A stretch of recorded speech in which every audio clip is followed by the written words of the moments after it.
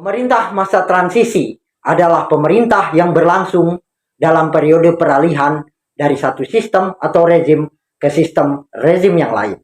Pemerintah masa transisi biasanya terjadi karena adanya perubahan politik, sosial, ekonomi atau budaya yang signifikan pada suatu daerah. Pemerintah masa transisi juga sering dihadapkan pada berbagai tantangan dan konflik, baik internal maupun eksternal. Dengan demikian, pijakan mana yang akan pejabat sementara lakukan yang diturunkan oleh Kemendagri Pijak? Melalui talk show kita ini, mari menakar Bandung Barat ke depan.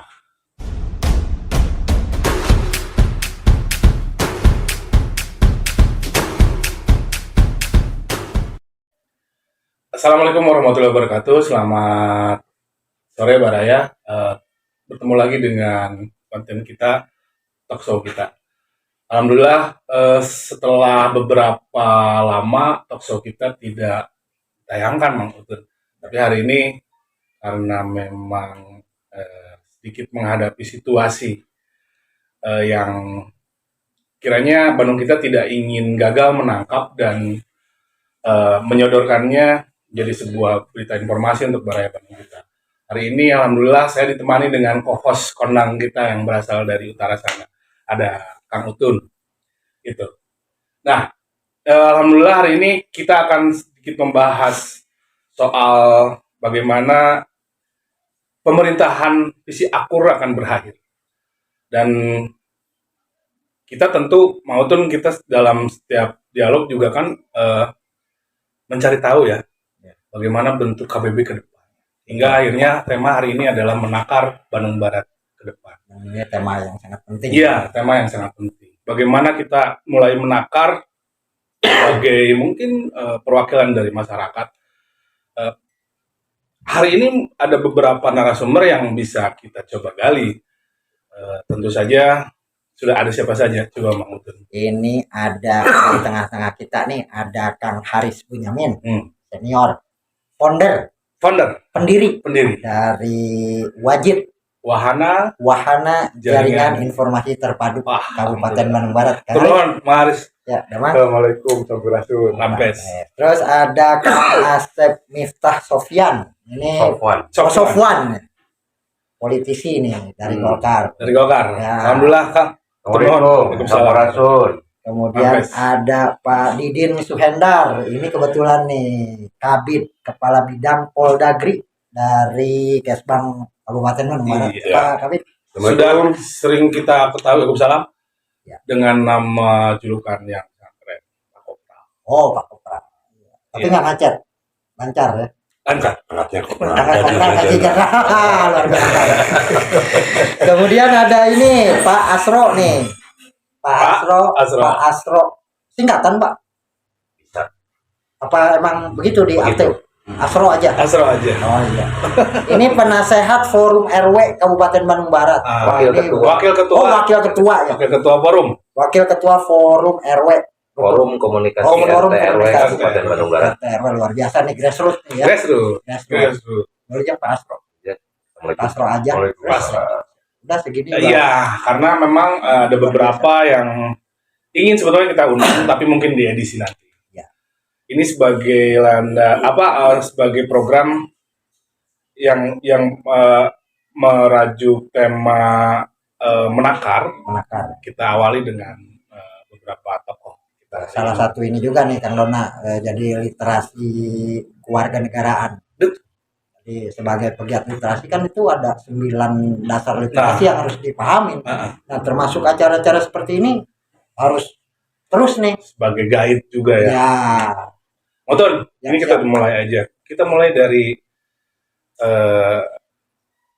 sebagai susunan elemen pemerintahan, bukan yang berarti yang paling bawah, tapi justru yang paling garda terdepan di masyarakat ya. Ini kalau kita undang semua kan ratusan pengurus RT dan RW.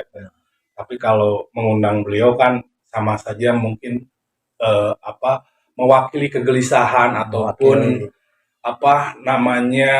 mungkin ada keinginan ataupun seperti apa, karena tema kita menakar. Karena Jadi ini pengenjauhan dari sila keempat, Kang Dona. apa itu?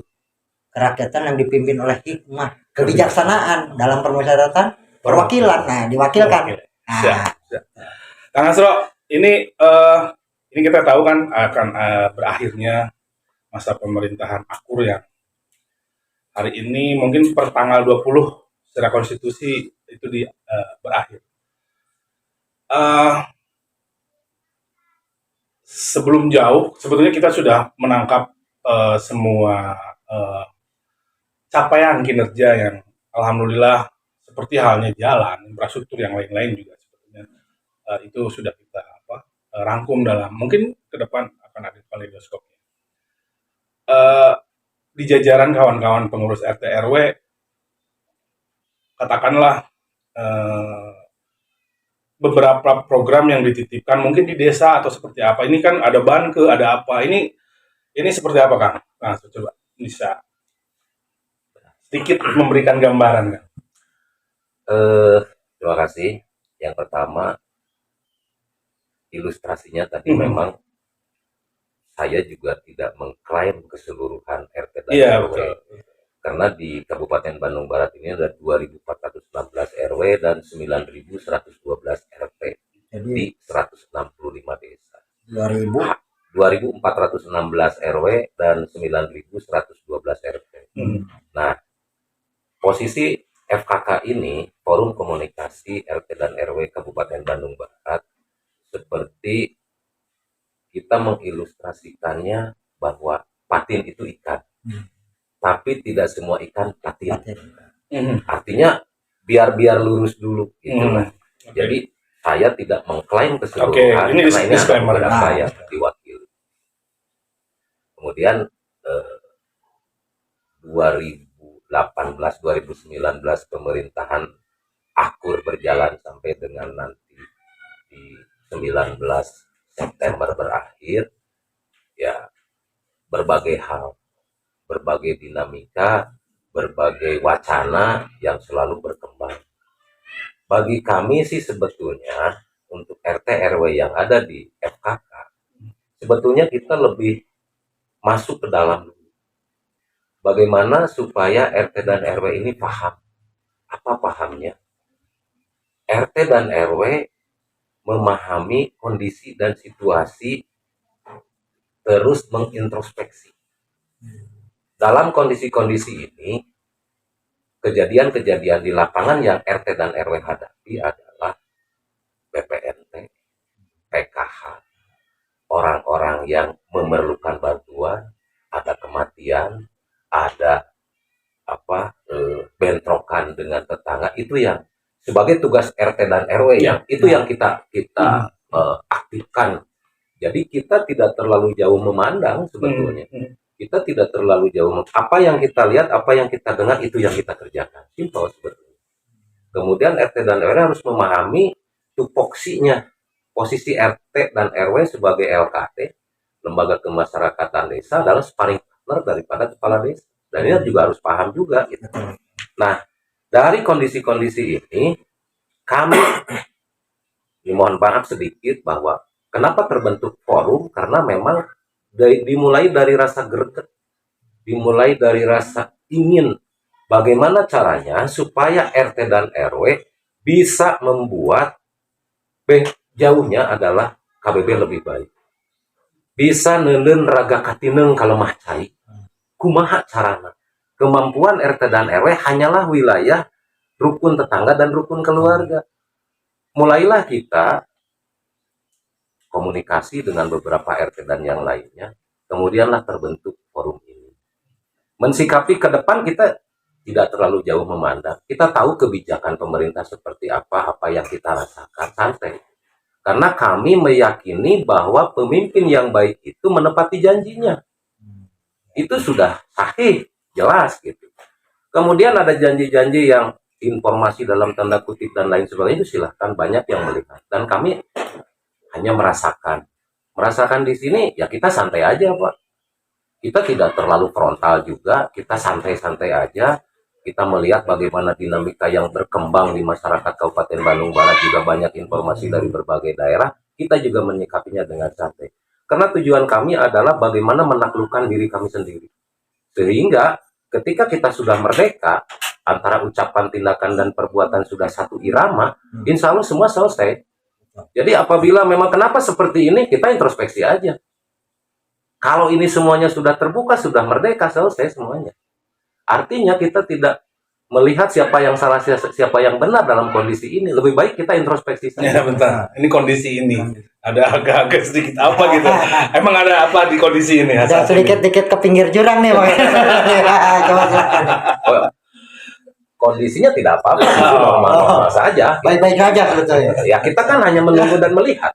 Toh ada orang-orang yang lebih berperan dalam hal ini, kan ada orang-orang yang lebih berperan dari mulai di atas Pupuhu di Kabupaten Bandung Barat sampai ada dinas-dinas terkait yang mengambil kebijakan, turun lagi itu kan, karena kami hanya melihat dan merasakan. Kang Asro, kalau boleh saya pertegas ini ya, pertanyaan saya tadi.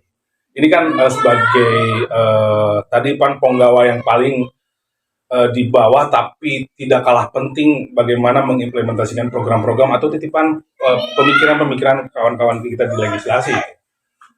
Ini kan ada beberapa program yang yang telah diturunkan dari pemerintahan. Terus ditangkap juga, ada yang lewat bantuan keuangan, lewat desa atau seperti apa, ataupun mungkin pokok pikiran yang memang itu juga konversi ke dalam program bantuan keuangan. Maksud saya itu apakah kawan-kawan di sini ini juga kondisi Covid juga kita coba tidak bisa hindari bahwa ada beberapa anggaran yang tereksekusi, akhirnya misal yang tadinya para pengurus RT RW itu punya visi dan misi sendiri gitu. Bagaimana juga seperti tadi Kang Asro bilang, di mana lokasi atau wilayah-wilayah kekuasaan ini, wilayah pemerintahan yang paling di bawah ini juga bisa mengimplementasi. Nah, pertanyaannya, program-program apa saja yang memang bisa terasa dan terimplementasi oleh pengurus RT dan RW, dan mana yang belum gitu, yang belum terasa. Sehingga ini juga jadi sebuah masukan ke depan kan. Ini kan gaya kita menakar lah. Kira-kira begitu kan.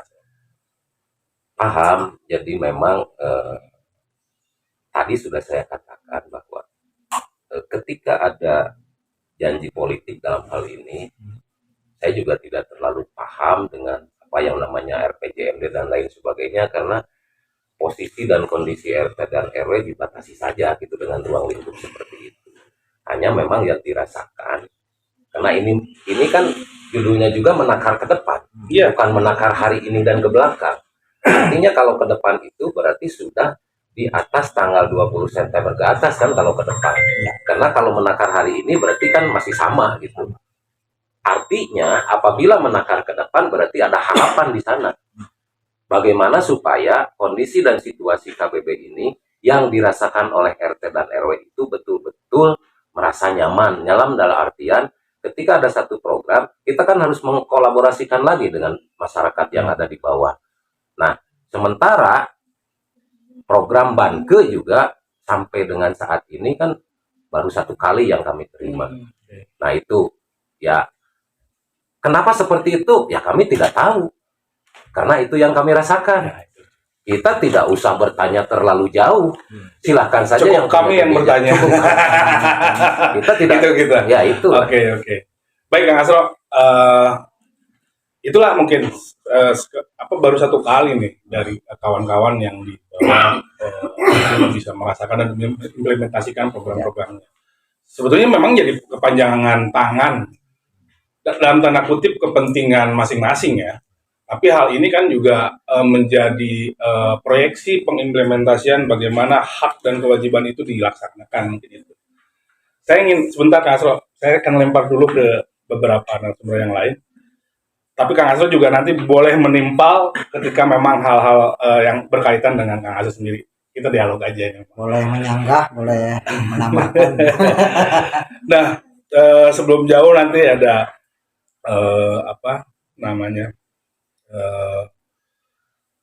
founder kita yang lebih kritis lagi nanti mungkin akan lebih bisa menjabarkan. Hari ini alhamdulillah Asep bisa kita undang sebagai perwakilan dari politisi gitu.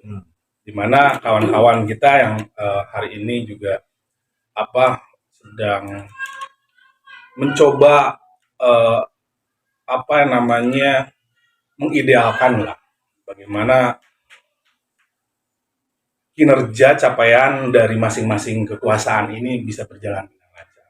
Nah, saya kawan-kawan di Golkar ketika mendapatkan kuota ataupun anggaran, ini skala prioritasnya kemana sih sebetulnya? Apakah merumuskan ini menjadi pokok-pokok pikiran ataupun misal dalam apa mentreatment ramuan-ramuan program yang ada di SKPD itu sejauh mana gitu. Ini kan juga masyarakat ingin tahu di mana ini untuk pendidikan seperti apa, untuk kesehatan seperti apa. Ini biasanya yang dirumuskan di ruang-ruang diskusi atau dialog kawan-kawan di Golkar seperti apa? Bisa digambarkan loh. Terima kasih. Sebetulnya pertanyaan itu cukup spesifik ya terkait orientasi anggaran yang selama ini dikelola oleh pemerintah Kabupaten Bandung Barat. Tentu yang menjadi rujukan utama, saya kira tidak hanya Golkar, adalah RPJMD sebagai implementasi daripada visi misi akur kan.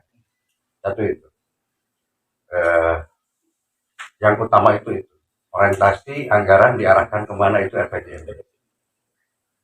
Nah, tinggal sejauh ini buku dasarnya di situ ya. Buku dasarnya di situ. Terus yang kedua, kalau ditanya orientasi Golkar dalam merumuskan program terkait dengan distribusi program yang anggarannya bersumber dari APBD, saya pikir itu lebih kepada program prioritas masyarakat hari ini di KBB yang sangat membutuhkan, dan itu macam-macam. Ya. Semua itu tematik ya? Ya, tematik. Semua itu memang kita coba untuk merencanakannya dengan sekomprehensif mungkin. Itu untuk Partai Golkar, insya Allah dalam memperjuangkan seluruh aspirasinya dalam rangka mengefektifkan anggaran, efektifkan anggaran supaya tepat sasaran, tentu berbasis pada aspirasi dan kebutuhan masyarakat. Itu Bang Kita semua tahu. Jadi memang buku besarnya panduannya ada di RPJMD. Namun memang ada beberapa wilayah yang menjadi hak prerogatif. Itu berlakunya RPJMD itu per 5 tahun. Kan? Per 5 tahun. Oh, per 5 tahun. Dan saya kira RPJMD itu hukumnya wajib. Karena itu bukan hanya komitmen, tapi dituangkan dalam dalam bentuk perda juga ya, perda RPJMD jadi acuan. Jadi pelaksanaannya itu wajib. Apakah realisasinya itu 100% realisasi atau tidak?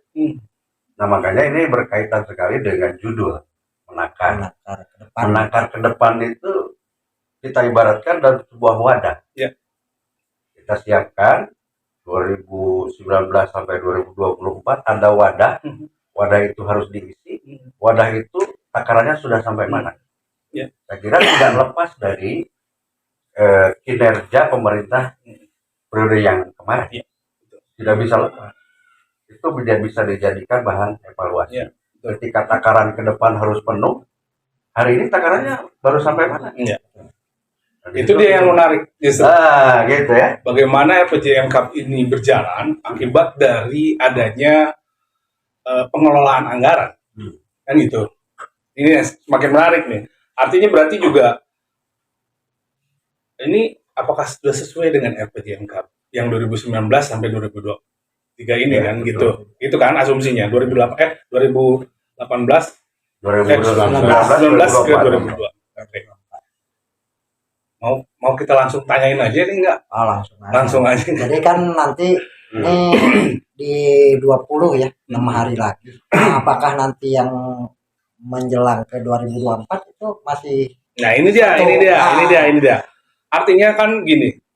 Kita pengen tahu indikator capaiannya itu RPJM Cup ini terrealisasikan atau tidak. Banyak pihak tentu bukan diskreditkan kawan-kawan ASN bagaimana kinerjanya itu tercapai atau tidak ya. Karena 2 tahun ini kan COVID juga melanda keseluruhan. Akhirnya berdampak pada program-program yang atau anggaran yang direfocusing sehingga memang ini tidak terimplementasi, dan ini jadi sebuah jawaban yang tanpa harus dipertanyakan juga. Ini fairnya. Namun ada beberapa anggaran juga yang memang apakah ini juga sudah sesuai gitu, atau bahkan ada hal-hal lain yang ini dimunculkan di luar rencana pembangunan jangka menengah gitu kan. Nah, ini langsung aja Mang Haris, mungkin kilancet bagaimana pandangan kawan-kawan yang menurut Bandung kita ini wajib ini seperti orang bertapa hari-hari ini, tapi sebetulnya ada gitu. Nah, cara pandangnya ini yang perlu kita gali. Apakah memang saya mungkin agak sedikit langsung bisa mempertanyakan apakah capaian visi Akur ini tercapai atau tidak. Terima kasih. Bismillahirrahmanirrahim. Assalamualaikum pemirsa Bandung kita. Hari ini kita bisa bersilaturahmi dan mungkin silaturahmi ini dengan seluruh publik yang ada di Kabupaten Bandung Barat atau di wilayah lain. Tentunya sebelum kita menakar masa depan, kita harus dulu berpikir mengevaluasi juga terhadap sejarah berdirinya Bandung Barat. Itu yang menjadi pokok pikiran kita. Spiritnya di situ. Bahwa dilahirkannya Bandung Barat, kami barangkali dengan teman-teman wajib ini salah satu yang terlibat dan inisiator dalam pemekaran Kabupaten Bandung Barat ini. Tentunya kita dulu sebelum dimekarkan itu punya harapan besar terhadap pemekaran tersebut, bahwa esensi pemekaran itu adalah peningkatan kesejahteraan masyarakat. Dan tentunya pada waktu itu kami bersepakat bahwa kita harus mendirikan sebuah daerah otonomi baru dengan berbagai macam aspirasi dan langsung direspon sama pemerintah daerah Kabupaten Bandung pada waktu itu di tahun 2005-2006 lah, respon daripada pemerintah Kabupaten Bandung cepat lah ya, termasuk enggak, kalau perjalanan untuk membukakan sebetulnya lebih jauh. Kita dari tahun 2000 ya, Kang Asep, Kang Didin ya. Pada waktu ini semuanya juga teman-teman pelaku pejuang semua di pemekaran ini. Jadi kita itu sebetulnya betapa responsifnya pemerintah pusat terkait Kabupaten Bandung Barat ini, bahwa kita pada waktu itu dengan teman-teman generasi muda Bandung Barat dan Kang Didin salah satu pengurus pada waktu itu sebelum jadi Pak Kabid sebagai pengurus daripada generasi muda Bandung Barat pada waktu itu, dan juga ada Wajid, Pak Asep dan teman-teman pada waktu itu belum menjadi politisi. Dan memang di Wajid ini kan hampir teman-teman semua ya Pak Didin, ada yang jadi birokrat, ada yang jadi politisi gitu. Komplit ya. Komplit lah, insya Allah kita komplit semua. Kita agak sedikit ada semacam suasana Pak Didin ya. Ada kesedihan, ada kegembiraan, karena memang buat kami sebuah harapan besar pada waktu itu. Tapi ternyata ya harapan juga tidak seoptimal yang apa kita bayangkan. Dulu Bandung Barat itu dengan teman-teman generasi muda ada sebuah namanya, kita diskusi ya, ada seminar namanya seminar peluang dan tantangan masa depan Bandung Barat. Di situ makanya cocok dengan judul di sini, menakar masa depan gitu kan. Kabupaten Bandung Barat. Proses demi proses ya sampai lahirlah Bupati definitif pada waktu itu dipimpin oleh Pak Haji Abu Bakar almarhum, dan saya mudah-mudahan beliau mendapat rahmat dan ridho dari Allah Subhanahu wa taala. Kami salah satu orang yang barangkali berinisiasi Pak Abu untuk menjadi bupati pada waktu itu. Karena Pak Abu pada waktu itu menjabat sebagai sekda Kabupaten Bandung. Nah, dari situ mulailah sering menjadi politisi di Wajid. Ya, gimana ini menggolkan seorang Pak Abu Bakar untuk membangun masa depan Kabupaten Bandung Barat. Dan tentunya sebetulnya Pak Abu alhamdulillah ya orang yang cukup responsif gitu ya, adaptif juga, menjadi bapak semua lah pada waktu itu, baik dari kelompok manapun, tidak ada yang menjadi sekat-sekat ya, tidak terjadi diskriminasi terhadap siapapun, tidak menjadi ayah saya orang terdekat, nggak begitu dengan Pak Abu pada waktu itu.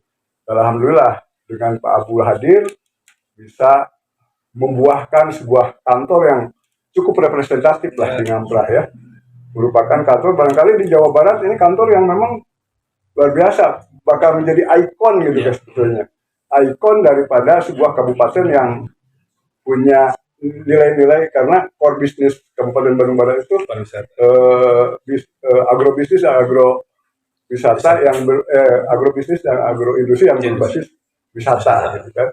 Nah ini sebuah ikon yang sangat luar biasa pada waktu itu, dan tentunya kalau kita melihat Lembang nanya kaluhur gitu dari Pemda Kabupaten Bandung Barat itu, dan melihat sisi selatan di sana yang harus dibangun oleh Kabupaten Bandung Barat gitu, selatan itu, karena memang menjadi apa cita-cita semua bagaimana peningkatan IPM masyarakat yang ada di selatan, tentunya Rongga, Gunung Halu, Cipongkor, yang memang pada waktu itu dianggap daerah wilayah tertinggal lah ya.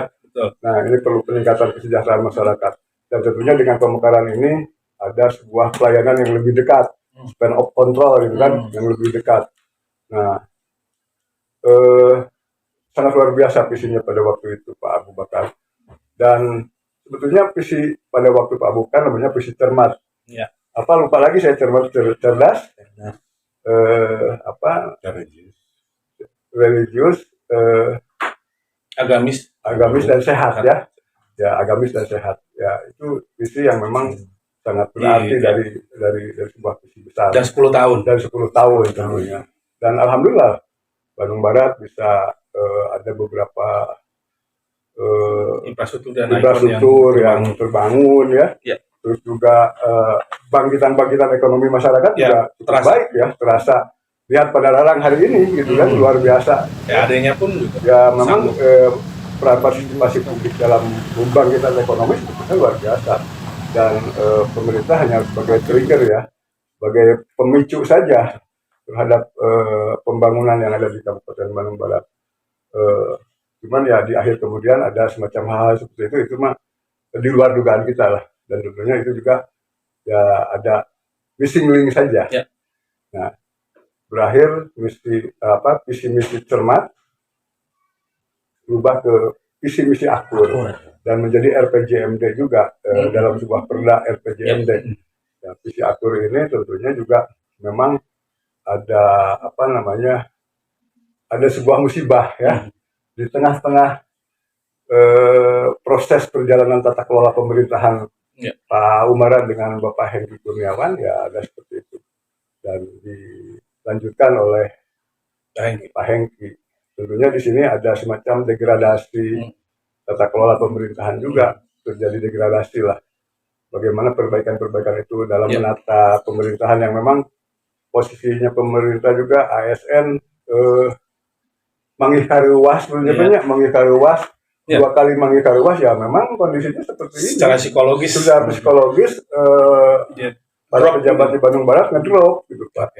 Ngedrop. Jadi tidak serta-merta bahwa dengan itu bangkit, ada post power syndrome yang terjadi gitu ya. Post power syndrome daripada pejabat ASN di Bandung Barat. Sebetulnya kan tadi RPJMD ini sebagai wahana rencana pembangunan jangka menengah daerah ya. Nah, jadi kitab sucinya lah. Kitab sucinya, dan di breakdown kepada APBD ya, kepada proses pembangunan per tahunan ya. Itu juga diperdakan. Nah, sebetulnya tinggal melihat saja dari visi-visi itu, tinggal tadi ditakar gitu ya. Sejauh mana capaian-capaian kinerja pemerintah daerah selama 5 tahun bisa terlihat gitu. Dan hari ini saya kira antara visi akur dengan kondisi realitas yang ada, kita bisa komparasi semua, bisa dilihat, dinilai gitu. Sejauh mana sih gitu indikatornya. indikator keberhasilan pembangunan Kesehatan, pendidikan, infrastruktur ya. Ya tiga ini aja. Urusan Pendidikan. ini urusan wajib dulu ya. Urusan wajib, Yang urusan pendidikan, wajib. kesehatan yang menyangkut IPM Iya, aja ya, iya. dan daya beli masyarakat. Tentunya hari ini saya kira apalagi dengan dilanda COVID, para yang tadinya pekerja juga pada putus ya PHK, terus juga ditambah hari ini ya dengan kondisi alam seperti ini terjadi kemarau panjang, tentunya harga beras juga mahal, Iya.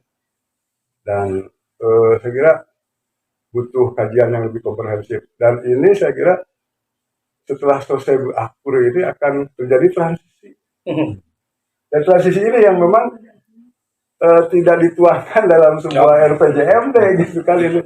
Nah ini butuh peran publik ya di situ, butuh peran publik. Jangan sampai kepada nanti PJ yang hari juga jangan mengasih kosong. Pak. Tahan dulu, Kang Haris. Itu yang paling, itu mah petikan bisa. Nah, kita cuma ingin dulu menakar. Ya. Jangan nanti Kang Kopral, Kang Didin ini tidak kebagian untuk bisa juga menggambarkan psikologis, bukan berarti juga disclaimer ya, Ya. maksudnya tidak mewakili gitu. Ya. Tidak mewakili kawan-kawan yang lain, Ya. tapi juga Kang Didin juga memiliki psikologis ketika yang tadi disebutkan 2 kali mengingkari UAS. Itu kan itu dia. Kang Didin, izin. Ini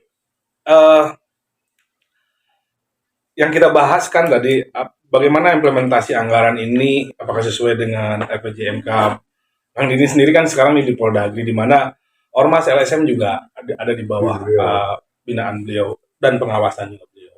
Karena mau gimana lagi negara bisa menjamin masyarakatnya ketika ruang-ruang ruang-ruang untuk bisa menaungi aspirasi itu kebanyakan ada di Kang Didin. Ruang partisipatif. Iya, ruang partisipatif. Akhirnya ini juga sebetulnya yang menginisiasi beliau, di mana dialog itu harus selalu ada. Alhamdulillah, terima kasih atas ide dan gagasannya. Kang Didin, secara pribadi saya ingin nanya, apakah betul yang tadi disampaikan 2 kali mengingkari UAS itu berdampak pada kinerja, pada spirit pekerjaan, bagaimana juga kinerja yang menjadi skala prioritas ASN ini itu juga terganggu. Gimana? Terima kasih Bandung kita. Selamat sore, salam sejahtera untuk kita semua. Betul gitu kan, nuansa ini pada prinsipnya bahwa Bandung Barat ini hari ini posisinya mungkin yang tadi disampaikan oleh teman-teman menyangkut masalah RPJMD, tentunya pemerintah ini punya rancangan 5 tahun ke depan. Itu yang diharapkan kami sebagai mungkin daripada pelayanan publik yang tentunya mungkin kami harus lebih melaksanakan program yang sesuai dengan DPA lah gitu kan. Kajian-kajian ini tentunya mungkin tidak serta-merta yang tadi katakan lah bahwa kita sudah kena dampak COVID ini selama 2 tahun. Tentunya. Secara ekonomi, secara pelayanan ini agak kurang terlayani dan kurang ada sentuhan-sentuhan. Contoh saja mungkin sebagai kami pembina ormas di wilayah Bandung Barat ini dengan 235 ormas yang ada, tentunya tadinya teman-teman berharap ke sebuah bantuan atau hibah dari pemerintahan, uang pembinaan yang ada. Waktu tahun kemarin saja ada 235 ormas yang terakomodir hanya 15 ormas OKP. Nah tentunya jauh itu kan daripada apa yang ada. Nah tentunya daripada untuk masalah kepelayanan publik, saya rasa mungkin ini mudah-mudahan lah. Tadi mungkin Bandung Barat sudah menakar lebih ke depan. Saya juga berharap pemerintahan hari ini, saya mungkin termasuk di dalamnya, agar senantiasa mungkin lebih berkembang, lebih maju lagi di Bandung bersama-sama. Betul gitu kan. Tadi Pak sebagai pendongkrak daripada lahirnya Bandung Barat gitu kan, dengan teman-teman semua, mudah-mudahan terdorong dalam langkah-langkah ke program-program selanjutnya yang bagaimana Bandung Barat anu ngeunah da urieu teu lemur urang lemah cai meureun ku urang-urang dijaga, ayo kita bersama-sama lah gitu kan. Tentunya tidak, pemerintah ini tidak berpikir sendiri, tapi perlu teman-teman yang harus mewujudkan Solutif, ya. agar Bandung Barat ini lebih maju. Itu mungkin Pak Dona. Betul. Jadi memang boleh dikatakan kalau melihat dari capaian kinerja tadi digambarkan Kang Didin bahwa 2 tahun kemarin itu Ya, sok cukup berdampak ya. Kawan-kawan yang biasanya riung pulung di Kesbang, bagaimana mereka juga menuangkan isi kegelisahannya ataupun juga ide-ide kreatifnya juga tertahan karena ada pola kerja yang sangat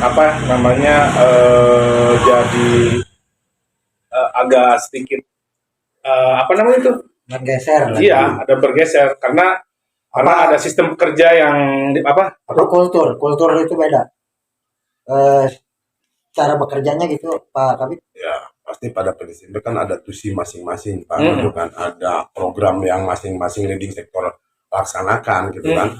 Mungkin dengan forum RT RW ini berkaitannya dengan DPMD lah tentunya gitu kan. Kalau bagian daripada kami adalah politik dan keormasan. Tentunya ini ada leading sektor yang harus lebih menggila-giat gitu kan. Ketika program masyarakat ini harus lebih terlaksana agar pemerintah ini yang tadinya lupa itu kan masyarakat bisa mengingatkan.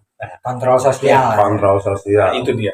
Makanya kita harus balikin lagi. Tapi yang tadi yang dari Kang Aris itu terlalu buru-buru. Tapi kita akan coba penggal dulu sebentar. Aris, berhasil dan gagalnya lahir seorang atau sepasang pemimpin ke depan. Nanti ada Kak Asep juga. Itu kan dirumuskan, digodok, Chandra Kawadi Mukana itu di partai politik ya. Partai politik.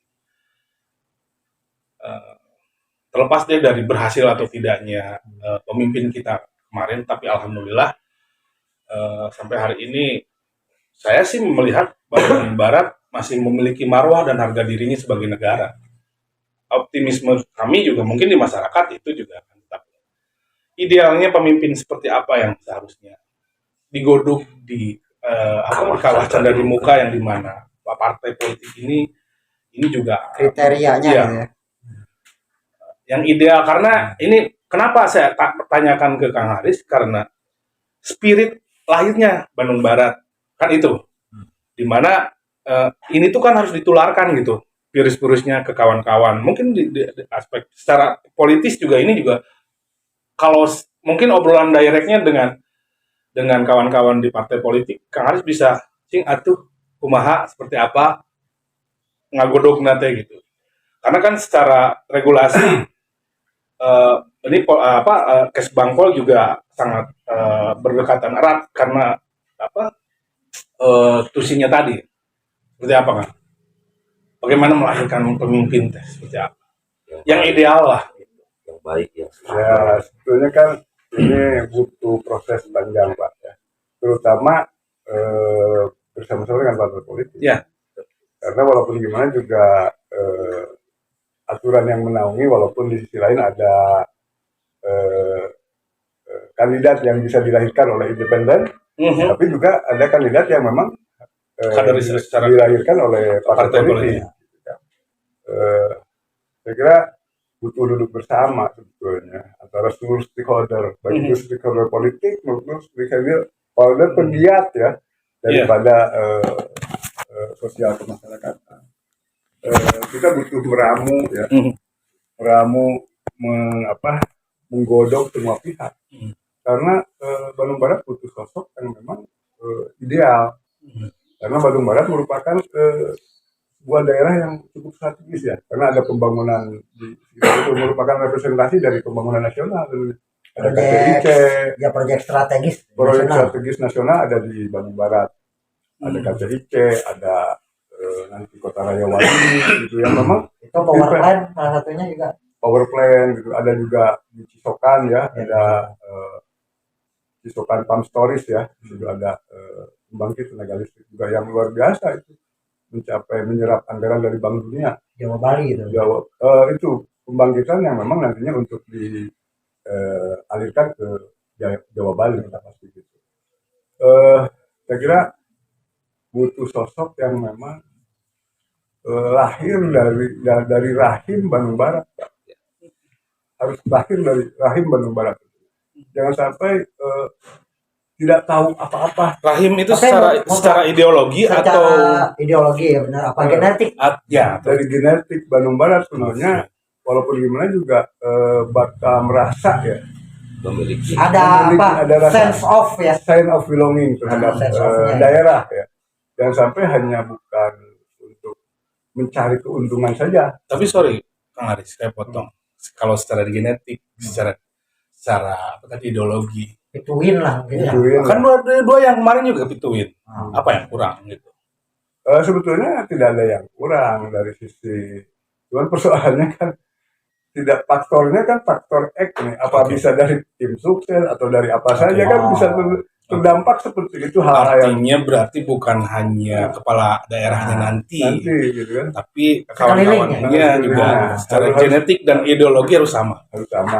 Jangan sampai nggak gebruskan lah ke pimpinan orang gitu kan.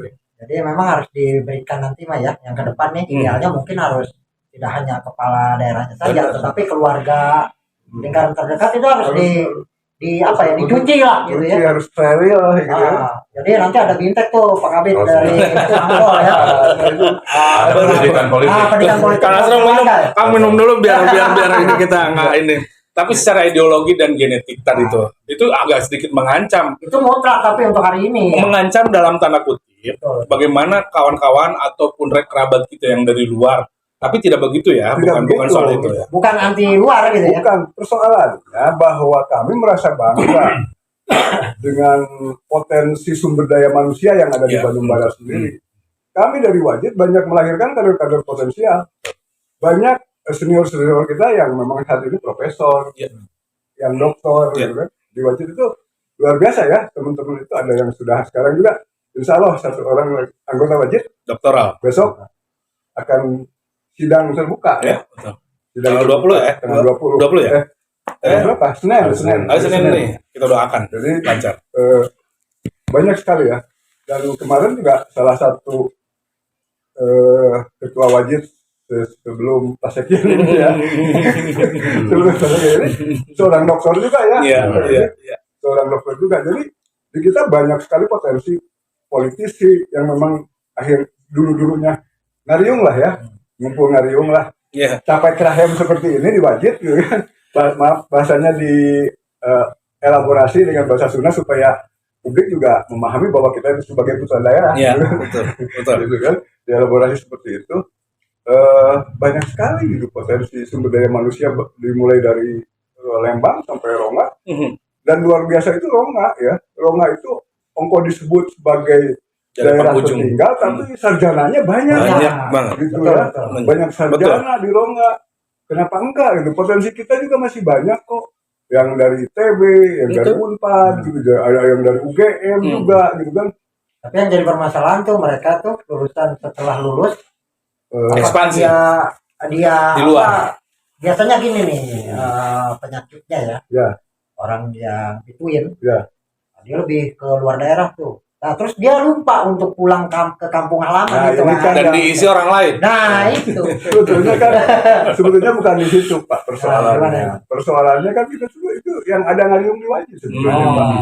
Tengah beringkal luar itu dia juga ada di sini. Nah ini yang jadi persoalan sampai hari ini, sinergitas antara stakeholder pemerintah dengan para penggiat ya yang hadir di civil society seperti Wajid ini kurang begitu bersinergi gitu. Nah ini yang jadi persoalan, apakah ada missing linknya di mana gitu? Ada saluran dalam kanalisasi ini ada sekat di mana yang ini tidak terjadi sinergitas gitu dalam upaya proses pembangunan di Bandung Barat. Nah ini yang perlu kita coba diramu kembali bahwa pimpinan ke depan harus menginstruksikan kepada seluruh leading sektor kedinasan tentunya harus selalu membawa partisipasi publik di dalam proses pembangunan ini. pengambilan kebijakan ya. pengambilan kebijakan itu jangan sampai ya gambar kayak batik gitu Jadi Pak, solusinya itu seolah-olah gitu konkret ya. ya. Jadi berimajinasi aja, Berimajinasi khayal aja, ya. gitu kan, tidak terjadi ada Diskusi. semacam diskusi publik gitu. Di Dewan sendiri juga ini perlu dikritisi sebetulnya. Nah, ini kita Teman-teman rindu. Dewan juga harus mencoba lah hearing itu dengan berbagai macam komponen, dan tentunya lebarlah ilmu-ilmu teman-teman yang ada di Bandung Barat itu banyak Ya. yang potensial. Tentunya kita harus mencoba meramu, menggali dari berbagai macam potensi yang ada. Oke. Jangan sampai teman-teman ini lalajo di lemur sorangan gitu. Jadi ya hanya penonton saja. Jadi salah satu sebab mungkin ya yang tadi malas kembali ke daerah itu. Bukan Pak, tadi Oh. tidak ke situ Pak Oh, Utul. Bahwa ini kan udah ngariung di wajah, cuma Oh. tidak ada Salurannya saluran komunikasi saja. tidak dibuka.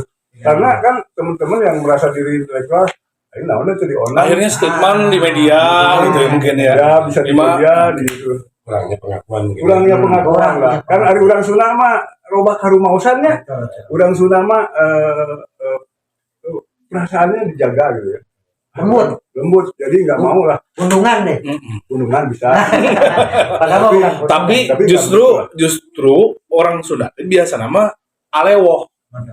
Jadi saling memahami itu karena alewoh. Nggak mau Saya ribut. tahu Ah. keinginan Mang Utun karena Mang Utun bisa mengungkapkannya. Oh itu apa bahasanya? Seperti itu kan alewoh teh. Surti. Itu artinya mah justru Nah itu. sebetulnya Nah. filosofi dina kabuyutan yang mangkutun ya alinanya, filosofi dina orang Sunda itu pasti mempunyai perasaan yang surti. Ya. Mangga Karena dipayun dengan- kadang-kadang gitu. Iya, dipayun. Aya anu orang luar mah baiklah urang mah di lumur batur oge. Jojo diuk we kan teu kumpul teh nyaho karep teh nyaho kitu. Cek bahasa Sunda mah Benar, benar. sukut leuweung sukut lamping jauh kau kitung kalapa ge paduli teuing gitu.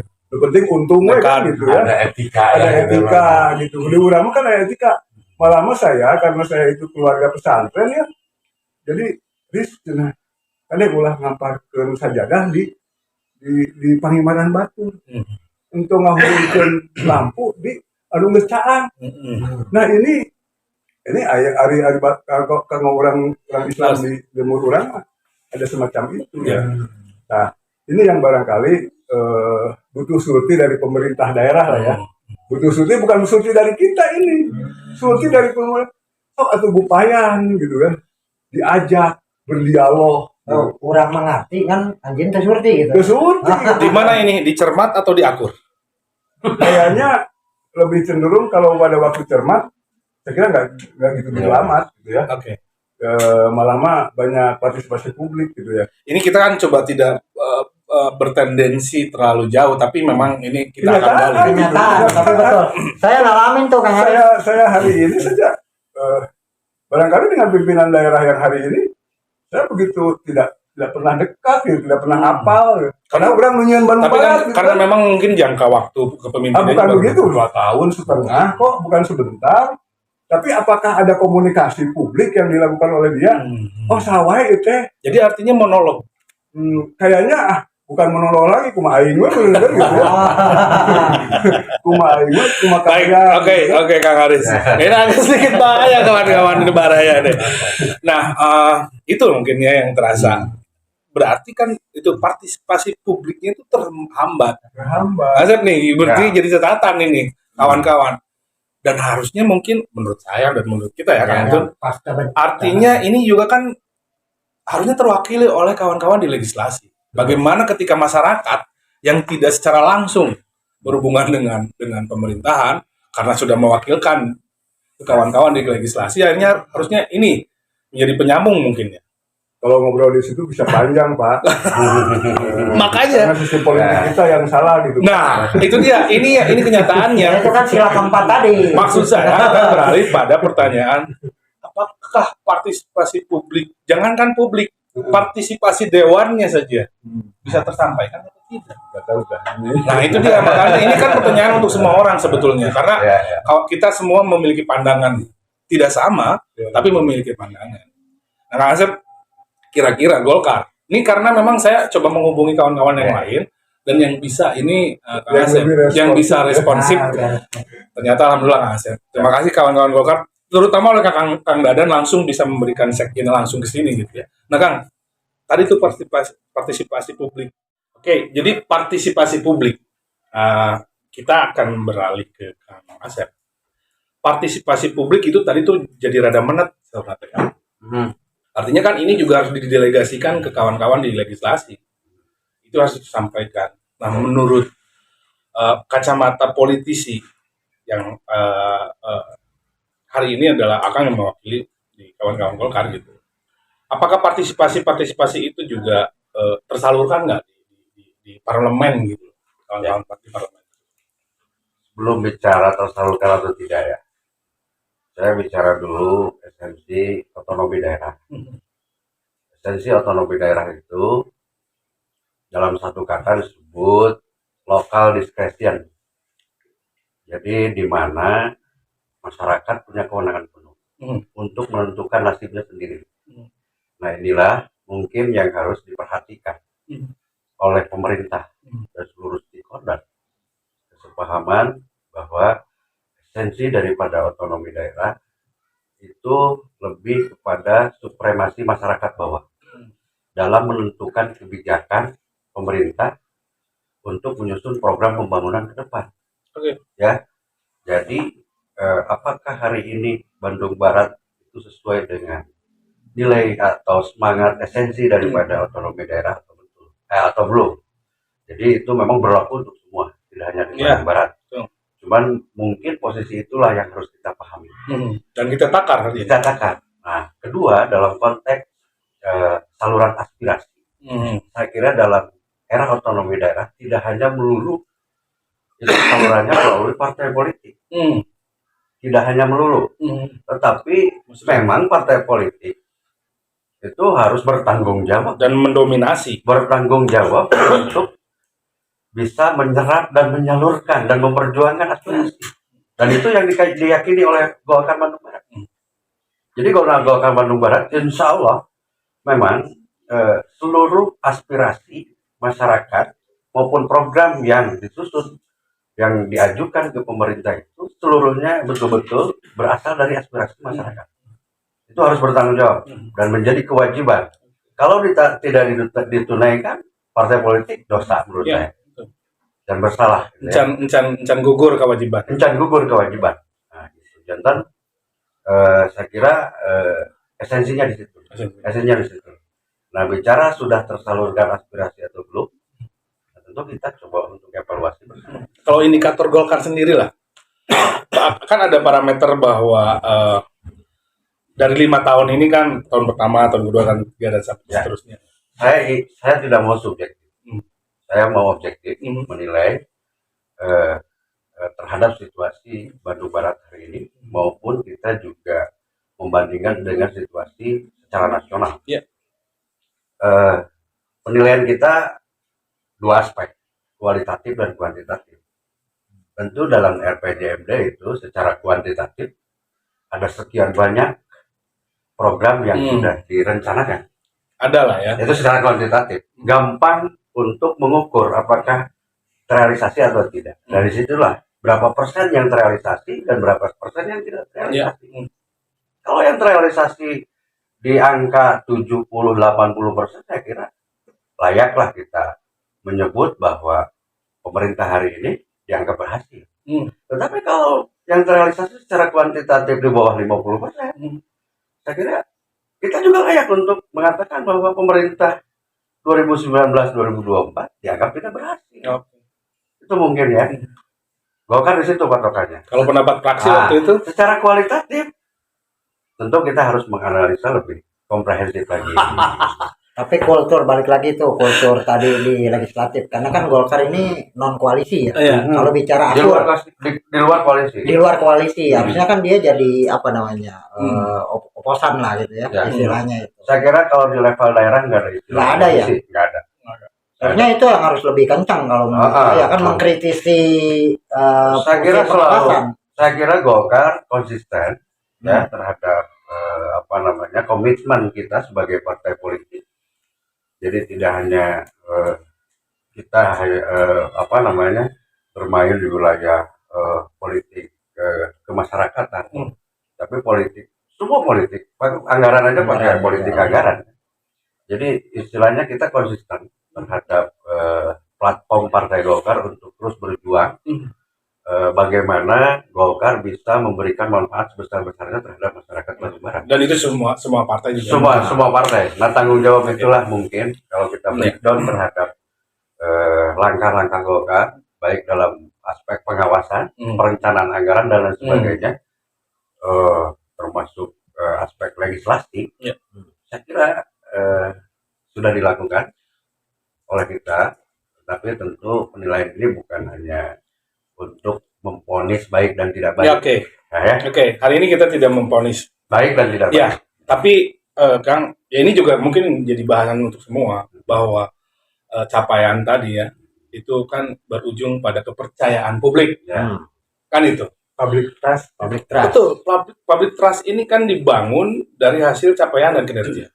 Bagaimana kolaborasi ini juga antara penyelenggara dan masyarakat ini bisa tertunaikan dalam RPJMK yang setiap tahunnya itu kan diambil lewat musrembang dan lain-lain kan, itu seperti itu. Dari musdos dulu kali ya. Iya, betul. Nah, hal-hal itu kan setiap tahun itu dievaluasi.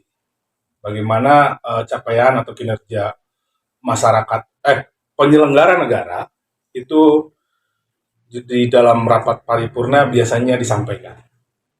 Kan itu seperti itu. Lagi-lagi nih, kalau saya boleh mendirect penyelenggara negara di tingkat bawah tadi yang tidak kalah penting. Ini juga menyerap terus juga melaksanakan. Sejak itu loh Kang Asep.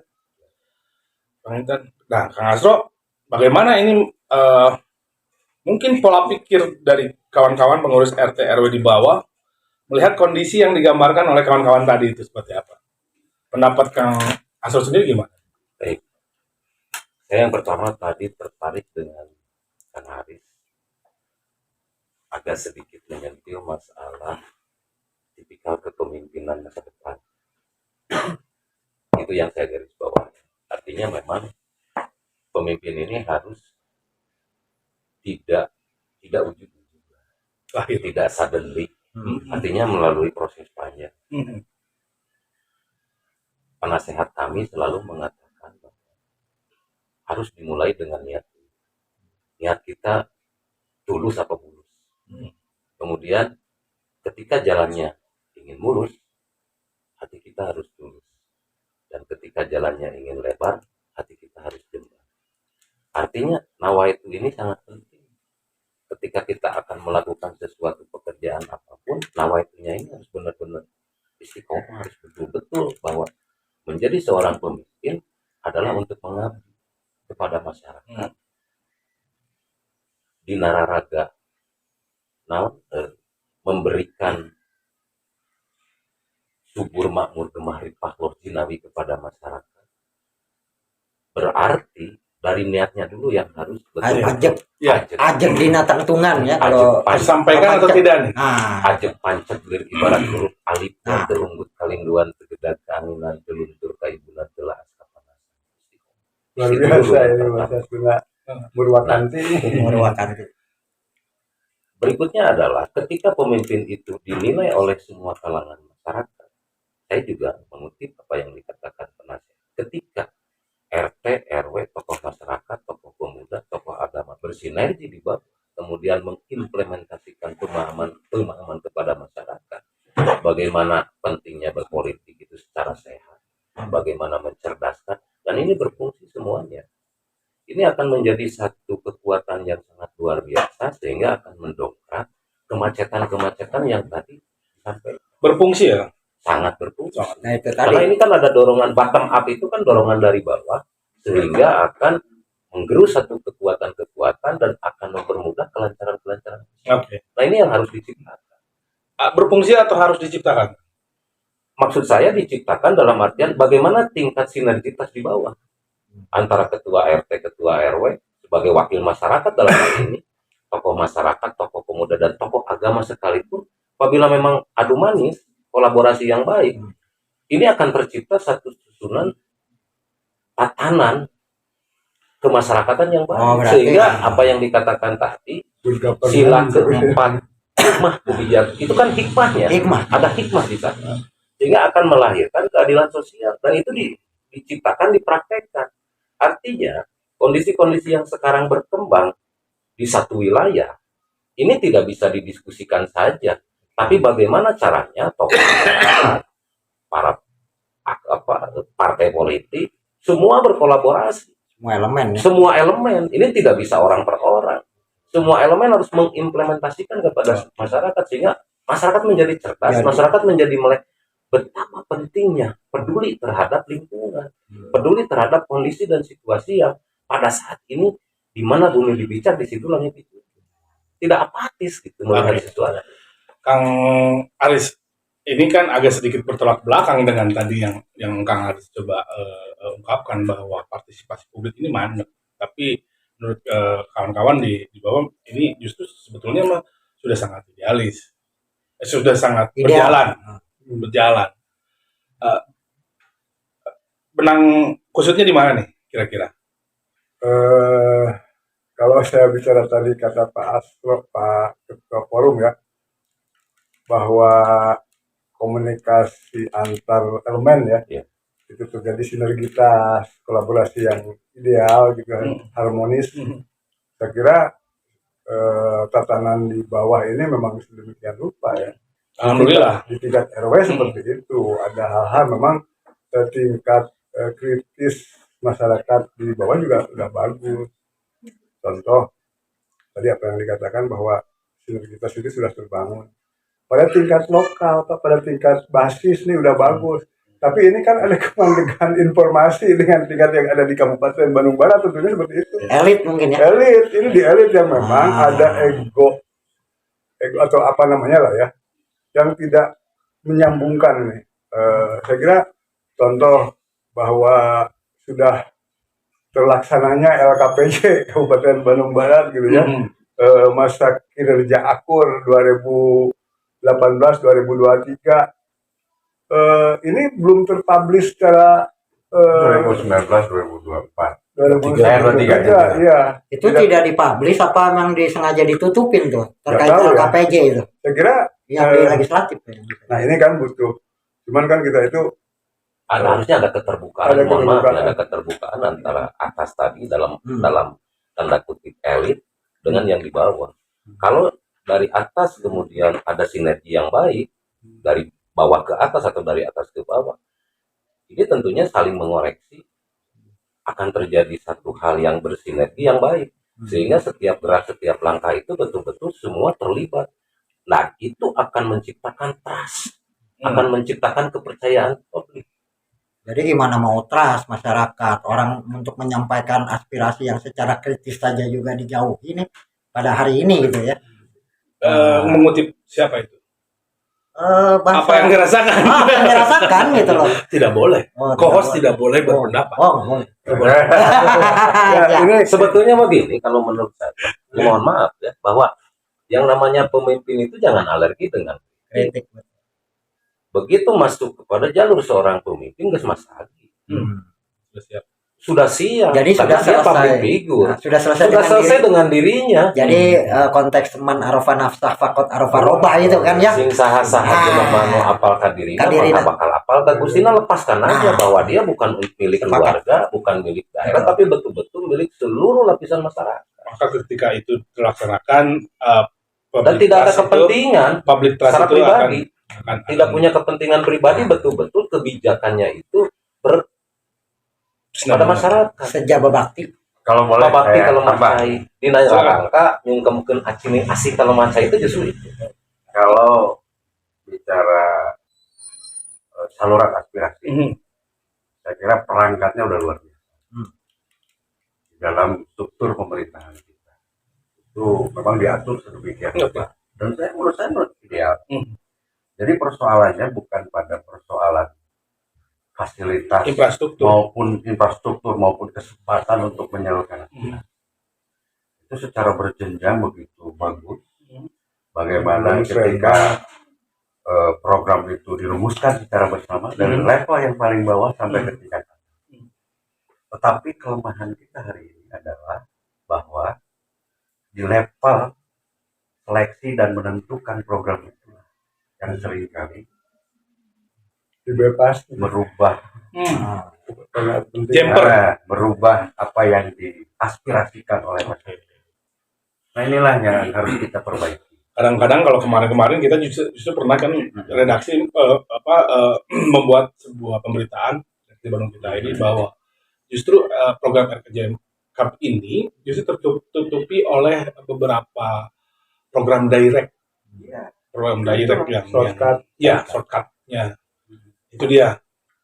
Lagi-lagi tapi saya ingin mundur ke pembahasan soal bagaimana melahirkan seorang pemimpin atau pasangan pemimpin. Ini ngomong-ngomong Pak Kabid, Kang Didin, kesiapan soal menyelenggarakan pemilu sudah sejauh mana Bandung Barat ini? Dan di level mana nih? Di tingkatan kesiapan di level mana dari 27 kota provinsi? Kira-kira Bandung Barat sudah siap atau belum? Terima kasih. Berbicara tentang penyelenggaraan pemilu, tentu ini dibiayai oleh APBN, Pak. Kalau di APBD ini hanya untuk persiapan pilkada saja. Pilkadanya. Betul. Ya, untuk melahirkan. Betul, gitu kan. Ini juga kami sekaligus sosialisasi saja lah. Oh, siap. Tentunya tanggal 14 Februari ini, tolong kepada masyarakat, datanglah berduyun-duyun kepada TPS. Ngagugurkeun kewajiban. Ngagugurkeun kewajiban sebagai warga negara yang baik. Untuk melakukan Memilih wakil memilih. rakyat. Gitu kan? Dan presiden, gitu kan? Hmm. Tentunya ini menjadi sebuah harapan kita semua. Gitu Nanti kan? itu kita bisa MOU ya. Betul. Dan nanti ada KPU juga ya nanti ya. Ada komisioner baru. Iya. Mudah-mudahan secepatnya lah. Iya, gitu kan. amin. Nah, tentu berbicara tentang persiapan dalam 27 kabupaten kota ini, Bandung Barat adalah termasuk yang terendah. Termasuk yang terendah. Termasuk Dari yang berapa itu? Dari 27 itu peringkatnya 27 berapa? urutannya urutan Setelah? 18 lah. 18 lah gitu kan. Kenapa disebut yang terendah? Karena yang terendah ini Kabupaten Indramayu. Pangandaran Pangandaran itu lumayan Pak. tinggi. Dana Dan berani. cadangannya hampir jauh daripada Kabupaten Bandung Barat. Berapa miliar? 100 lah, 100 itu Pangandaran. Karena baru muncul gitu kan, baru jadi, baru pemekaran gitu kan, sudah signifikan lah. Kita pernah nganggarin berapa nih? Kalau Bandung Barat melalui yang tadi disampaikan tentang di RKPD ya, tentunya ini masuk di kisaran dana cadangannya 60 miliar 60 miliar untuk KPU-nya aja. untuk penyelenggara. Untuk Bawaslu? Untuk Bawaslu di angka 8 miliar. 8 miliar. Ini usulan ya Pak ya, usulannya besar sih sebenarnya Bang itu kan. Kalau KPU ini menyangkut sampai 122 miliar usulannya. Gitu kan ya. Terus Bawaslu yang tadinya 22 miliar menjadi 14 miliar. Berapa tahap itu? Itu 2 tahap. Nah, NPHD-nya 1 kali gitu kan. Kita harus paham Bang Utun karena ada Betul, gitu kan. ada proyeksi untuk sosialisasi. Tentu ini menjadikan PR besar buat kami khususnya di Kesbangpol. Ya. Kami harus lebih negosiasi kepada TAPD. Khususnya bagaimana ini berapa sih peak anggaran yang sampai hari ini belum di walaupun sudah diperdakan di angka tersebut. Diperdakan ya. Betul, sudah diperdakan. Berarti amanat ini. Betul gitu kan. Karena berbicara tentang demokrasi ini menyangkut anggaran yang lebih besar, Pak. Karena demokrasi ini 5 tahun sekali yang harus kita selenggarakan, otomatis perlu biaya yang lebih besar. Menyerap anggaran. Betul gitu kan. Jadi pesta ya Pak. Pesta rakyat, Pesta Pak. demokrasi. Pesta rakyat, pesta demokrasi. Ya minimal kan di prasmanan ada ngantri gitu. Iya, betul sekali gitu kan, itu pakai nomor antrian biasa nama. Dan semoga rakyatnya juga ikut. Betul gitu kan, Pak. Jadi jangan apatis ya. Iyalah. Nah, tentunya mungkin Kesbangpol ini bagian daripada administratif, Ya. gitu kan. Tentu harapan kami juga ke depan gitu kan, mendorong gitu kan TAPD ini agar segera kami siap lebih mensosialisasikan, khususnya penyelenggara dengan pengawasnya ini, Oke. khususnya Bawaslu menunggu gitu kan sampai hari Nah hari ini gimana itu? teraktualisasi kan nggak anggaran? Betul gitu kan. Yang jelas mungkin kalau TAPD berharap segala sesuatunya nanti saja komisioner yang baru lah gitu kan, Untuk bisa menerima. untuk bisa menerima, karena mesti ada jenjang waktu gitu oke. kan. Kalau menurut Permen nomor 54 ini aturannya 40-60. 40-60. Ya. Yang pertama Yang 40. pertama 40 tahun 2023, 2024 ini 60%. Tentunya mungkin tahapan-tahapan ini kami tempuh lah gitu kan. Kami melalui aturan KPU pusat gitu kan. Mekanismenya harus bagaimana gitu kan. Bawaslu ini karena di kita ini belum satker gitu kan. Tentunya Belum satuan kerjanya. betul gitu kan. Nah, mudah-mudahan lah secepatnya mungkin setelah 2024 lah gitu kan, agar pelaksanaan pengawasannya juga di lapangan lebih efektif dan Karena efisien. fakta integritas kesiapan soal menyelenggarakan juga kemarin kan kayaknya katanya di Gedung Sate ya. Itu betul. penandatangan. Kesepakatan Kesepakatan. bersama dengan gubernur gitu Nah, kan. itu sudah ditandatangan. Sudah ditandatangan sama Berarti Bupati. siap dong. Berarti siap, Bandung Barat harus Siap siap. nggak?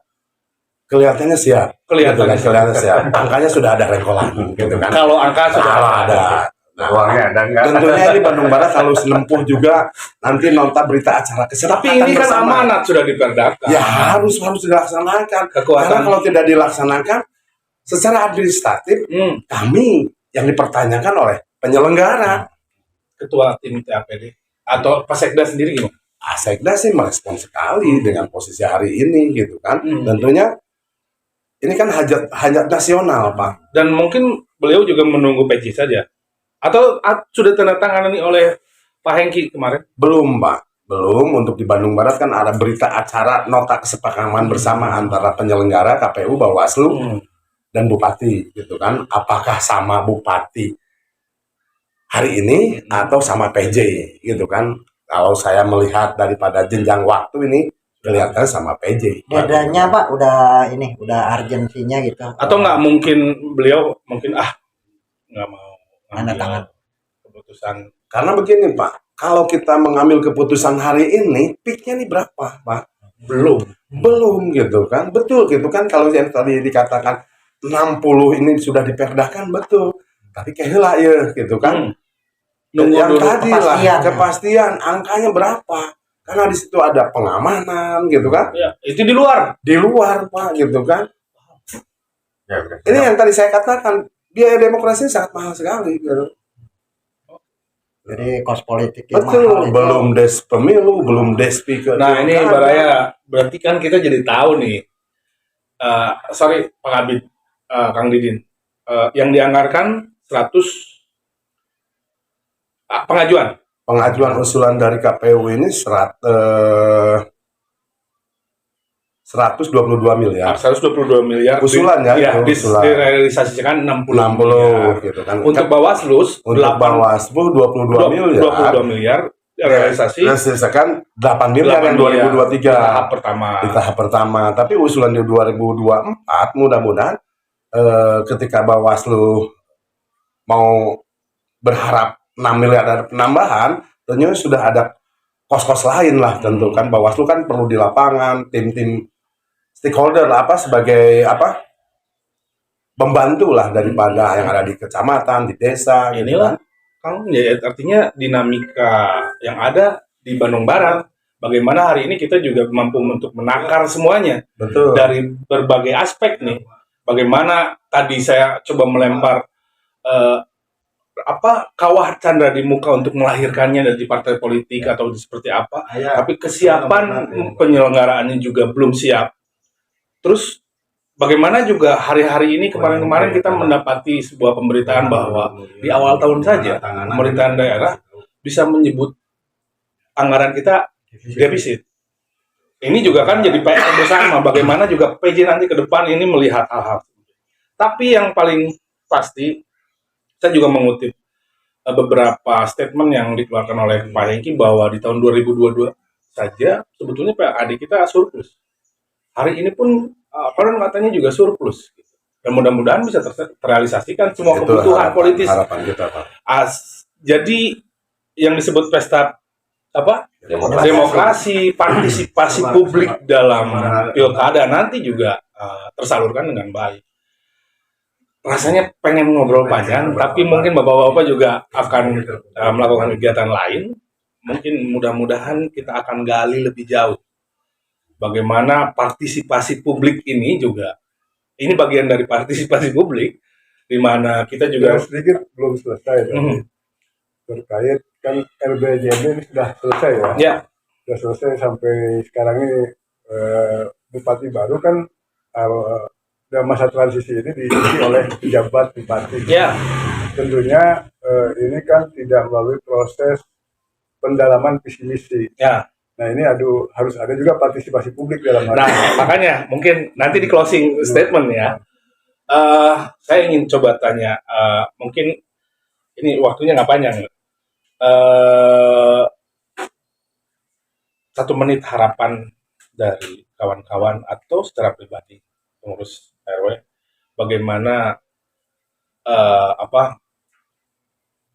perjalanan KBB ke depan itu seperti apa ingin pemerintahan dan masyarakat. Kang Asro, 1 menit aja. Tentunya harapan KBB hari ini, KBB ke depan lebih baik daripada hari ini. Dan apabila lebih baik itu dari masyarakat, harus ada sinergi sehingga pemimpin yang baik akan datang dari masyarakat yang baik. Dan memang kami juga sudah punya kriteria-kriteria untuk pemimpin-pemimpin ke depan. Nah, Artinya kan minimalnya punya ketegasan, intelektualnya bagus, dekat dengan para ulama, firm terhadap anak yatim dan kaum duafa. oke. Kondisi-kondisi seperti itu yang harus kita dorong. Sehingga pada akhirnya apa yang dikatakan tadi bahwa seorang pemimpin ini harus selesai dengan dirinya. Dan betul-betul dia memperhatikan masyarakat ketika selesai dengan diri. Jadi semoga ke depannya ini harapan semua mungkin ya, tidak hanya harapan kami sebagai forum, ini harapan semua masyarakat, baik dari kalangan atas maupun kalangan bawah. Ya. Bagaimana KBB ke depan ini lebih baik, ini harus diciptakan oleh masyarakat juga. Masyarakat juga harus Dilahirkan dari rahim masyarakat. Saya setuju, semoga saja ke depannya bahwa pemimpin ini memang minimalnya kalau masyarakat warga KBB tahu kontur, tahu kondisi dan situasi. Karena utara dengan selatan itu kan konturnya juga berbeda, karakternya berbeda. Semoga saja kami mengharapkan KBB yang terbaik. Amin. Itu. Kalau dari Kang Asep, Sebagai partai politik tentu bertanggung jawab terhadap lahirnya seorang pemimpin yang berkualitas. pasti. Itu harus bertanggung jawab. Ya. Sebab apa? Sebelum masyarakat memilih, seleksi awal itu ada di partai politik. Ya. Bagus tidaknya figur pemimpin itu ada di partai politik. Ya. Masyarakat pada akhirnya disediakan menu, enak atau tidak, bagus atau tidak oleh partai politik. Ya. Mungkin tanggung jawab itulah yang diemban oleh khususnya saya sebagai pimpinan partai politik Partai Golkar, dan sebagai komitmen kami Partai Golkar ke depan, bagaimana kita merencanakan melahirkan seorang pemimpin yang berkualitas, yang lebih baik dari pemimpin yang sebelumnya, yang bisa membawa Bandung Barat lebih maju sesuai dengan cita-cita Jadi komitmen. Ya tentu selain itu juga kami berharap bukan hanya tugas partai politik dalam sistem pemilihan umum secara langsung, partisipasi masyarakat. Masyarakat yang melek terhadap politik, tidak asal hanya memilih, tentu ini hanya menjadi kunci bagi kita semua masyarakat Bandung Barat. Tapi tetap nggak popularitas akan jadi skala prioritas? Nah itu ditentukan, kualitas-kualitas itu yang menentukan partai politik. Bagi kami prinsipnya sebelum popularitas, kriteria pertama adalah integritas. Pemimpin yang berkarakter. Bukan popularitas. Bukan popularitas. Bukan dengan hasil survei. Bukan hasil survei. Itu bisa dimiliki oleh siapapun. Yang namanya hasil survei itu bisa dimanipulasi. Nanti kita tanya partai-partai lain. Ya. Jadi seperti itu ya. Komitmen Pandangan partai. Golkar ya. Ya. Satu tuh. Ya. Tapi setuju kan, pemimpin itu harus selesai dulu dengan Harus selesai dengan dirinya sendiri. Kang Haris, sistem demokrasi kita menuntun kepada proses-proses tadi. Bagaimana pemimpin dilahirkan oleh partai dan juga eh, oleh kelompok masyarakat, bisa dari independen juga kan. Harapan Kang, ini sebetulnya akan kita bahas yang lain, kesempatan yang lain. Tadi soal masa transisi di RPJMK akan lahirlah pemimpin transisi. Kalau ke Kang Haris, saya ingin lebih sedikit deskripsi, lebih deskripsi soal apa yang harus kita sajikan sebagai masyarakat, gitu, sebagai bukan pembanding, tapi mengelaborasi kekuatan pemikiran kawan-kawan di legislasi. Itu kita sebagai masyarakat akan menyodorkan apa kepada pemimpin transisi ini di 1 tahun 8 bulan atau 5 bulan ya? 5 bulan. 5 bulan ya. Menyajikan apa untuk jadi sebagai gambaran pijakan pertama beliau? Saya kira artinya satu hal yang memang perlu kita cermati bahwa penjabat bupati ini kan tidak bersandar ya, tidak melandaskan kepada RPJMD ya, tapi PJ Bupati ini tentunya punya kewajiban khusus. Pertama, kondisi Bandung Barat hari ini perlu adanya penataan terhadap kondisi yang sekarang kedengarannya carut marut. Kondisi penempatan ASN seperti itu sampai lahir pansus. Nah ini juga tentunya tanggung jawab beban berat juga nih bagi PJ yang akan hadir ke kita. Termasuk etika ya. Ya. Kami malah tidak tahu ada pansus, Pak. lanjut Kang Haris. Kedua juga terkait isu ya. Saya kan tidak tahu secara publik tidak dipublish bahwa ada terjadi defisit dan lain sebagainya. Terutama dalam merencanakan anggaran, tentunya harus sedetail mungkin, melalui peran-peran partisipasi publik juga harus dilibatkan. Jangan sampai ini tadi apa yang dikatakan oleh Pak Asep bahwa ini kadang ada sebuah proses tahapan musrenbang dimulai dari bawah ya, dari musdus sampai dengan pada tingkat musrenbang lengkap, tapi ternyata di akhirnya ada semacam shortcut, bypass dan lain sebagainya karena kepentingan tertentu. Kedua juga ketiga, beban berat itu ya tadi bagaimana peran PJ Bupati itu penekanan terhadap Pak Kabin ini sebagai Polda-Agri tentunya harus memang betul-betul, karena Pak PJ ini kebutuhannya pertama yang paling urgent adalah pemilu dan pemilu kada untuk menghadirkan pemimpin baru di Bandung Barat. Nah ini kan elaborasi yang akan oleh di sektor Kesbangpo itu harus betul-betul terintegritas dengan Pak PJ. Gitu. Jangan jauh-jauh. Jangan jauh-jauh lah dengan Pak Bidin nih.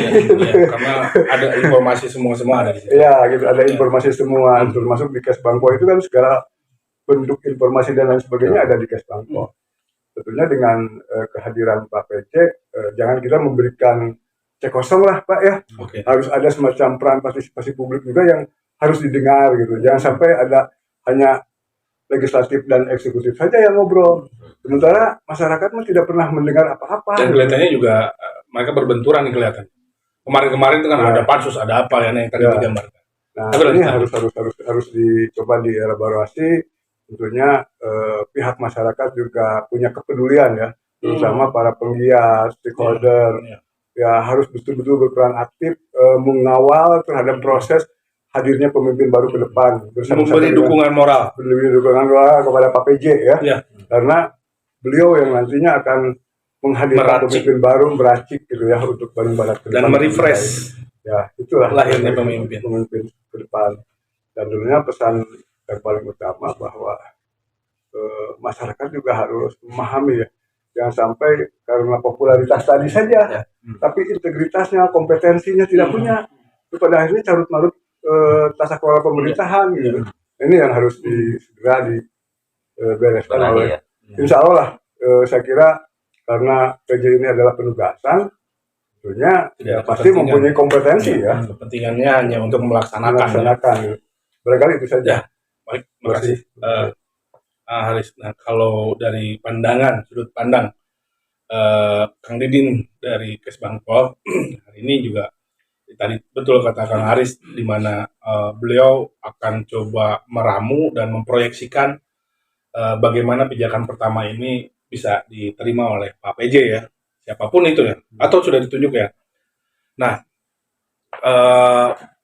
harapan dari Kesbangpol yang mungkin juga mewakili Kaban Kesbang, Ya. apa sih yang diutarakan beliau ataupun kawan-kawan di Kesbang sendiri? Betul, Pak.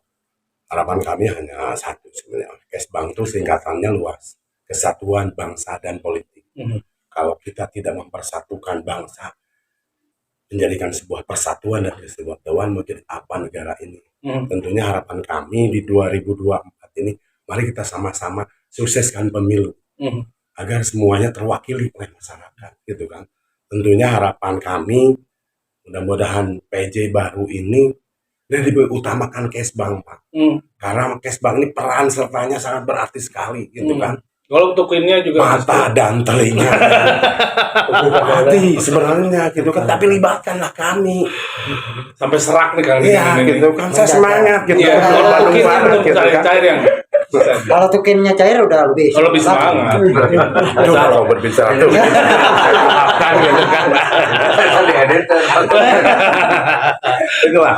Jadi harapan kami, mari kita sukseskan pemilu 2024 ini, pemilu yang sukses tanpa ekses. Itu yang diharapkan kami. Mantap. Itu sukses pemilu tanpa ekses. Ya. Ma ini, Nona, Apa? lo udah closing? Ini ekses silakan. Nah, jadi menyadur dari kata-kata Bertolt Brecht, itu seorang filsuf kebangsaan Jerman. Nah, beliau mengatakan begini, sedungu-dungunya orang itu yang buta politik, gitu ya. Sedungu-dungunya orang, sebodoh-bodohnya orang itu yang buta politik. Karena apa? Karena semua keputusan itu hasil keputusan politik. Harga-harga, kesehatan, pendidikan, nah, itu ditentukan oleh keputusan politik. Makanya jangan sampai kita buta nih. Nah, dalam ini Bandung kita juga luar biasa ya. Udah literasi kebangsaan. Terus tadi ada tuh literasi finansial itu diterangkan. Jadi 9 prinsip dasar literasi dan mulai kita terapkan di kehidupan berbangsa dan negara. Nah, buat masyarakat jangan apatis. Karena salah saja kita melangkah, apalagi sampai buta itu. Nah, tunggu nanti kehadiran yang akan datang demi Bandung Barat yang lebih baik lagi ke depannya. Oke. Yang mana nih webcamnya? Yang sini ya? Oke, Balai Bandung kita ID, alhamdulillah terima kasih Kang Asro, Kang Asep, Sama-sama. Kilacet, atur nuhun, Haris, Kang Didin, nuhun pisan baktos ka Api. Itulah percakapan kita di talk show kita Bandung kita hari ini.